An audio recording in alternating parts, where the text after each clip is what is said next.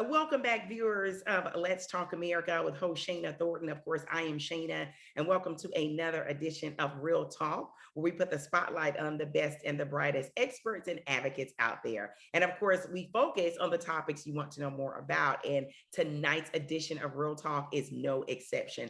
I'm so excited to have someone on. It's his world debut here on Let's Talk America Radio, and I'm sure he'll be a guest back on because all of the information he's going to share will be very helpful for you and your family and friends. We're talking about all of the issues and problems you have with the ear, nose, and throat. And I'm so excited to have on with us right now Dr. Erin Fletcher. He is a board certified ENT physician. Of course, he is out of Atlanta Metropolitan. Welcome, Dr. Fletcher, to the program.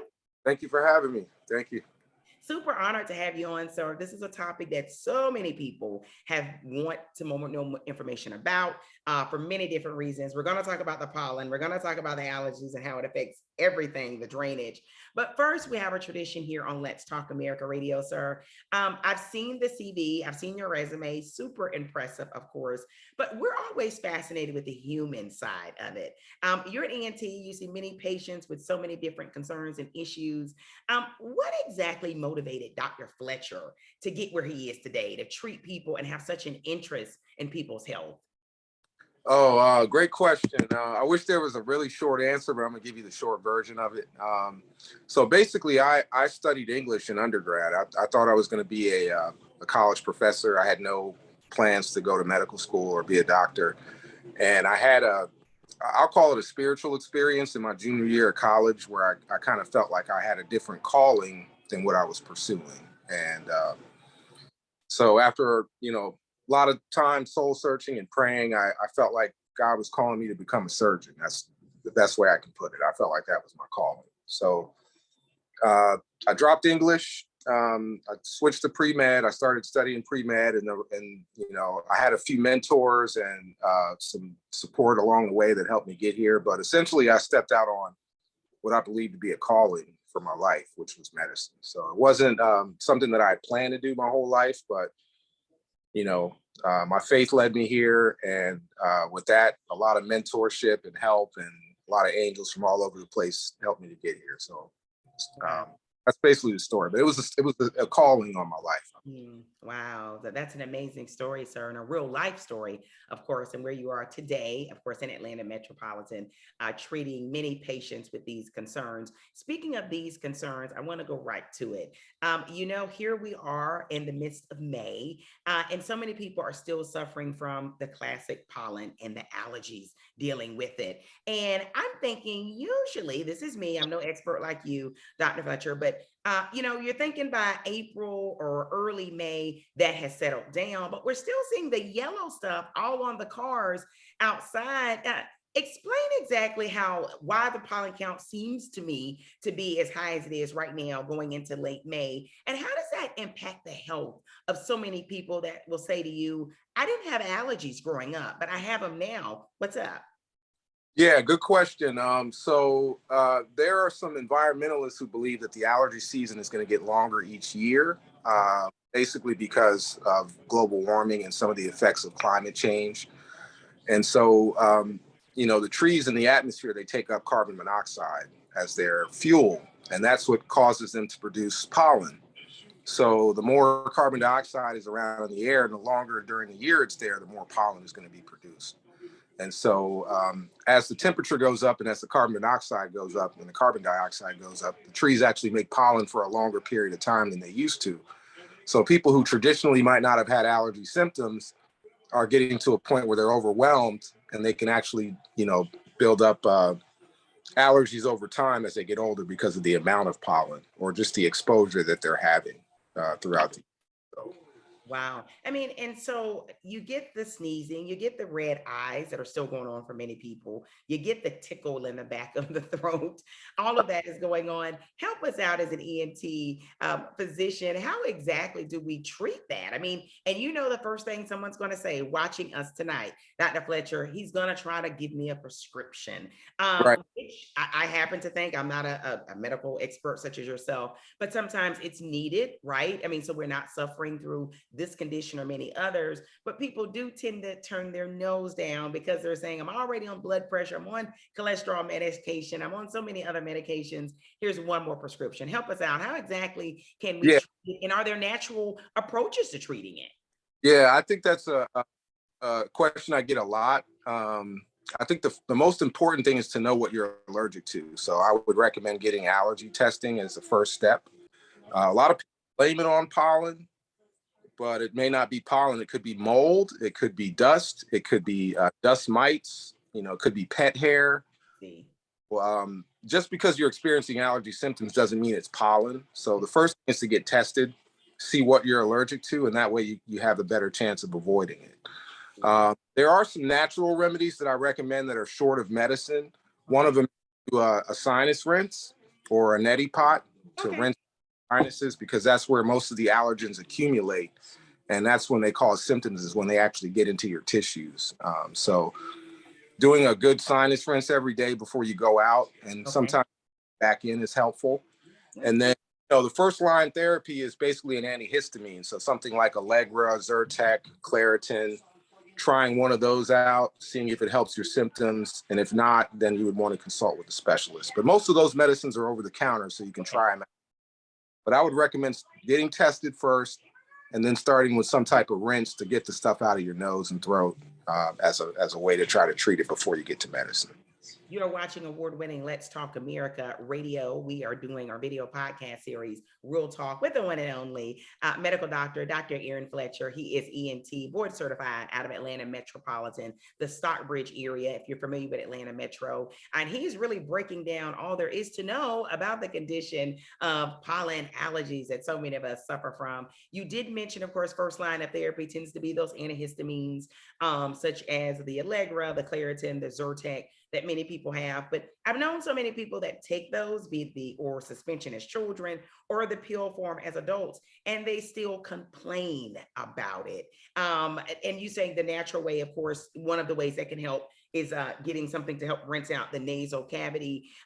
Is there a time where it may get more serious than the first line therapy of antihistamines for someone to treat it? And tell us this, someone may be listening tonight, Dr. Fletcher, saying, well, it's just a pollen allergy. It's no big deal. Are there any serious long-term consequences for going untreated when it comes to a pollen allergy? I think that essentially you can start to develop long-term side effects. Most of them are not serious. Okay. There are more serious side effects of the treatments of allergies, such as blood pressure elevation, if you take a decongestant like Sudafed. But allergies can just generally lower your quality of life. So, a lot of missed work days, a lot of people staying at home, if you take certain antihistamines, they'll make you drowsy. So that also can cause you to lose a lot of, or having a lot of downtime as well. Yeah. But when the working, we basically recommend allergy therapy, which is one tested, we can give you small amounts of what you're allergic to help you build a tolerance up. And that's the next step if the medications don't work. Yeah.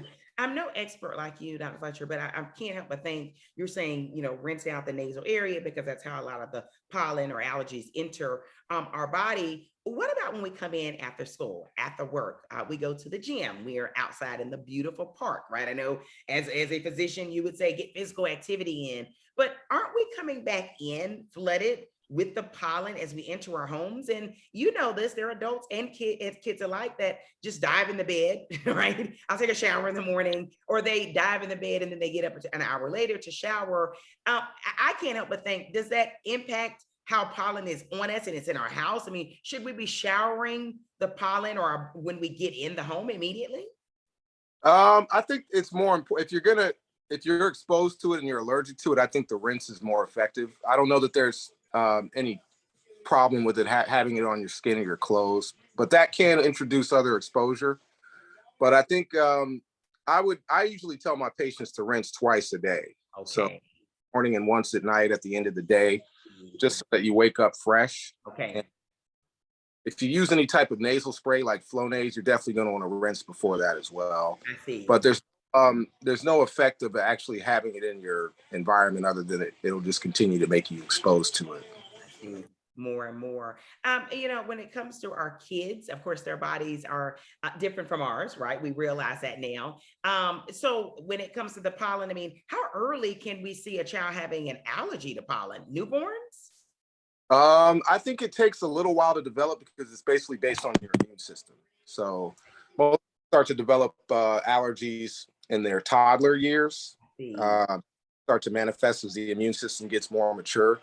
There are some allergies that are really severe at childhood, but most people develop it, later in their right. childhood. Like, I yeah. see that makes sense. Everything to know about pollen. You can't really get tested as a baby. You have to wait a few years anyway. Wow. Okay. So everything to know about pollen and allergy, and you've gave some great tips for us and some natural remedies that we can use at home as well to help combat it. But I know you're saying if it does get extreme and someone is suffering, the self-diagnosis probably is best to stop and let a specialist or a physician or a provider of some sort help you sort of navigate through it, right? Right, right. And the testing, we actually offer it through our office. So you can come to our, Georgia Center for ENT. We can book an appointment and do it, or you can go to your, allergy immunology specialist. And some family practice also offer allergy as well. And many ear, nose, and throat doctors do also. So there's a few different ways you can go get tested, but that's the first step. If you think you might have allergies to pollen or other things, is to just get tested. And depending on where you live, the test may be different. So if you've come from elsewhere and you've recently moved to Georgia and you started having problems, you need to get a test in Georgia because they test for different things based on where you are. So Absolutely. And I guess I'm thinking just sort of logically, you could have lived in one place and then you move, and maybe the mold is worse in your new resident than it was previously, and that could impact your health more. yeah, and the other thing is Georgia is very densely populated with trees, more than other parts of the country. So I have a lot of patients that'll come in from the continent or from the Caribbean or from other parts of the country and say they never had allergies till they got to Georgia. Mhm. Part of that is just our pollen count because of the amount of trees that we have in our state. So That certainly makes sense. You are watching Let's Talk America Radio's edition of Real Talk. We're on with the one and only Dr. Erin Fletcher. He's a board certified ENT physician out of Atlanta Metro. And we're going to wrap up this conversation, but already eye opening and informative, talking about allergies and pollen in particular. I can't let you leave, Dr. Fletcher, without talking about sleep apnea. And I know you treat ear, nose, and throat concerns and issues. I am somewhat familiar with sleep apnea, having family and friends that suffer from it. So much of it is the airway being blocked, of course, when people are asleep. For many people that aren't familiar with it, or they've heard it but not really sure what it is, can you explain in layman terms what exactly is sleep apnea, and also make the case of how serious it can be, and how if someone suspects they are suffering from it, they need to see someone immediately? yeah, great question. So sleep apnea is actually considered another silent killer, like high blood pressure or diabetes, where you don't really have symptoms that you recognize, but it is actually causing major health problems. So an apnea is basically a pause in your breathing. And so sleep apnea are pauses in your breathing during sleep. And you can have up to 5 pauses in your breathing per hour and still be normal. Once you have a 6 per hour, that's considered sleep apnea. So it's, graded on how many times you stop breathing per hour. So the more times you stop breathing, the more severe it is.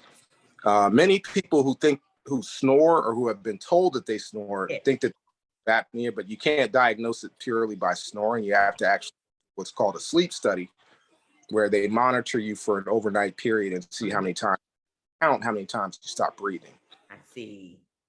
Sleep apnea, and on average, can shorten the a person who's diagnosed with its lifespan by 7 years. So, Serious. imagine you have it, and you're losing 7 years of your life without even really being diagnosed. So if you've been told that you snore, that you might have it, or if your spouse or another friend or family member has seen you stop breathing when you're asleep and they've told you that, it's time to get a sleep study. That's the only way to diagnose it. That's So a good point. I don't know if this is an urban myth, but I've heard people say non-medical individuals say that sometimes physicians such as yourself can go by the thickness of someone's neck. Is that true? yeah, That's just a myth out there. yeah. There's a rule of thumb, not really just the thickness, but the length of your neck. If you have a short, fat neck, that's something that sort of predicts airway collapse and difficulty breathing at the throat level. So some doctors will actually go ahead and measure the circumference of the neck as an indicator of sleep apnea, but the only way to purely diagnose is with a sleep study. So that has to be ordered by a physician. And like I said, it usually takes an overnight stay in a room like a hotel. You spend one, do the sleep study, and then the results are usually available within a week or two. And most people that are diagnosed with sleep apnea are given what's called a CPAP machine, which is like a small vent. And that's what they use to treat it, unless surgery is an option for a small percentage of patients. Such a great information you're sharing with us about sleep apnea. There's so many medical conditions out there that do have a genetic link or disposition, if you will. When it comes to sleep apnea, if mom and dad have it, the odds of us getting it, is it pretty high? No, sleep apnea has no genetic predisposition, purely anatomical. So if you have big tonsils in your family, if you have a large tongue, if you have short neck, those type of things, it can be genetic, but it's purely anatomical. You can have family members that have had it and children that have had it. Obesity is the biggest factor. So, but it's not anything that can be passed from one relative to another genetically. And you're saying obesity can be a risk factor for it, but you're saying not always, because I do know some slim individuals who have been diagnosed. So yeah. Yes. And in the slim people, it's usually, like I said, this is an anatomical diagnosis, meaning parts of your anatomy are literally blocking your airway. So big tonsils, large tongue, deviated septum, where the part that splits your nose in the right and left is crooked to one side, so you only breathe out, that type of thing. And so there are people who are thin that have big tonsils that need to have their tonsils out to treat sleep apnea. Or there's people who are thin that have a crooked nose, so it's not obesity entirely, but obesity is one of the main risk factors. To do it. You mentioned the T word of tonsils. We've heard it so many times of my era. Growing up, people were like, oh, they got their tonsil removed. I'm not sure many people outside of the medical world understand the purpose of the tonsils. Before you leave us, can you explain the tonsils' purpose? I'm sure there's some purpose to it. Yeah. And when it comes to problems, when it's time to take it out. Yeah, I get a lot of people that ask about tonsils. So tonsils are a part of your immune system that are located in your mouth. You actually have 3 sets of tonsils, one at the back of your tongue and one in the back of your nose. But the one that we pay most attention to is the 2 little ones in your throat that you can see. If you ever look in the mirror, you'll see that little thing that hangs down that's called the uvula. And on each side are those little balls called the tonsils. And those little areas are what help your body to fight infection when you eat food. And as you get older, they actually shrink away by the time you're in adolescence in most people. But most people, by the time they're grown, if they haven't had them removed, they're already gone. I see. Interesting. Okay. And what's a sign that maybe the tonsils are causing problems? Is it continued strep throat? Is there something, an indicator? Yeah. Throat, if you're having strep throat many times a year throughout the year and it doesn't seem to go away, if you're snoring and you have sleep apnea, that's another reason to take them out. And sometimes they can develop cancer. So if one side looks much bigger than the other one, then we'll take a look at those as well. So. I see. And then some people get abscesses on their tonsil and have to have surgery for that. I see. Yep. And let me ask you this as well, since we have you on, again, the one and only Dr. Erin Fletcher, board certified ENT physician out of Atlanta Metro on Real Talk, produced by Let's Talk America Radio. Sir, ear infections, you're an ear expert. Anything like me, I grew up with chronic ear infections. When in my day, if you will, they would throw tubes in it. That was something common. And then I heard that it sort of backed away from putting tubes in children's ear. So I think that's gone back and forth. But can you explain people that have chronic ear infections or inner ear issues or concerns? Can that be genetically linked? Well, some of it can. There's actually a link between fluid in the ears and allergy, because the eustachian tube, which is if you ever been up in an airplane and you feel that popping in your ear, that's called the eustachian tube. And that can become swollen with allergies and lead to fluid in the ears. So sometimes the ear infections are bacterial, and sometimes they're allergic related. And so we have to get to the bottom of why the infections are happening. It is true that we don't give out tubes as much because they've increased the infections before we will put tubes in, but they are still helpful. And we do put tubes in adults and kids if they're having. So, it's not just a pediatric issue, but some adults still need tubes as well. So if you're having hearing loss, or if you feel like your hearing is muffled, those are symptoms that you might have fluid and might need tubes. I've got to ask this. So many families, you'll hear people say, well, they have ear infections and their mom and dad had them and everybody else. Can that be something that is genetically linked? No, not ear infections, but there are environmental factors like smoking or allergies, like I mentioned, which can, if you're in the home with a lot of people with that same stuff, can have the appearance genetic link, but it's really all environmental. And let me ask you this, can it be the anatomy of the ear? I mean, I would imagine to some degree ours are similar, but yours could be shaped slightly different from mine, and maybe that allows more fluid. I'm guessing. The other thing is, as you get older, as I mentioned, that eustachian tube, it starts to stiffen up. That's why kids have more ear infections than adults, because their eustachian tubes mature as they get older. Okay. Most people outgrow the problem.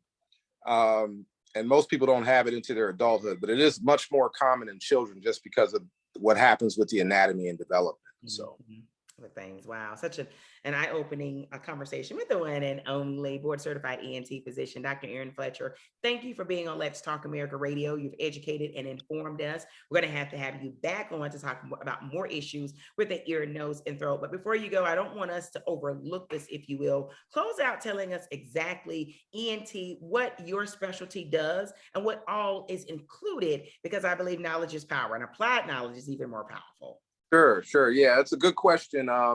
So an ear, nose, and throat is a medical and surgical doctor that deals with all issues related to the head and neck that don't involve the eye or the brain. So, throat issues, voice issues, sinus issues, breathing, mouth problems that aren't involving the teeth, any type of tumor or cancer of the neck, reconstructive plastic surgery of the face, all that stuff is included. So we do anything in the face but the eye and the brain. So if you have an issue with any of those areas, which is pretty broad, but that's basically what we deal with. We deal with kids, we deal with adults, basically the full range of the population. You all do a lot of great work, so thank you and keep it going. Dr. Fletcher, tell our national viewers where they can find additional information about everything you spoke about tonight and also your practice. Sure. Yeah. My website is erinfletchermd.com. I'm on Instagram at erinfletchermd.com. My practice is located in Stockbridge. So we're right near Piedmont Henry Hospital. You can find us pretty easily there. And I think that's it. Yeah. We just look up my website. That's probably the best way. I will say this, on Instagram, you're something of a star because you have the character, Mr. Nosetter. Am I saying it right? Explain your character before you get off. It's creative. Any parent out there knows you watch a lot of cartoons, and I grew up watching cartoons. Actually, I remember this cartoon called Schoolhouse Rock, which you probably remember, that had like the little educational shorts in between, that conjunction, junction, and all that stuff. So I thought it would be cool to take a medical subject matter and make a character that taught the lessons that we teach in the clinic. And so that's what Dr. Knows Better came from. My son kind of was the creative force behind it. And my brother, who's a nurse, we write rhymes and we make little animated raps with medical information out. And we're hoping to grow it into an information brand, because we're having a lot of fun explaining different things, and we're having people ask us to do topics. So it's actually turning into more of an educational brand, which is great. But it started as just a fun kind of tongue-in-cheek way to teach patients, and hopefully we can continue to work on it. So it's good stuff. I've learned from it, but it tickles me as well. So I love it. It's all about engagement and entertainment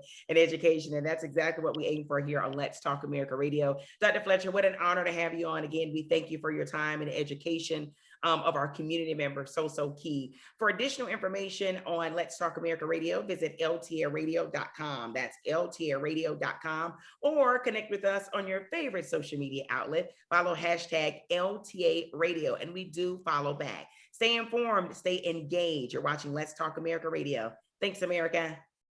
Thank you.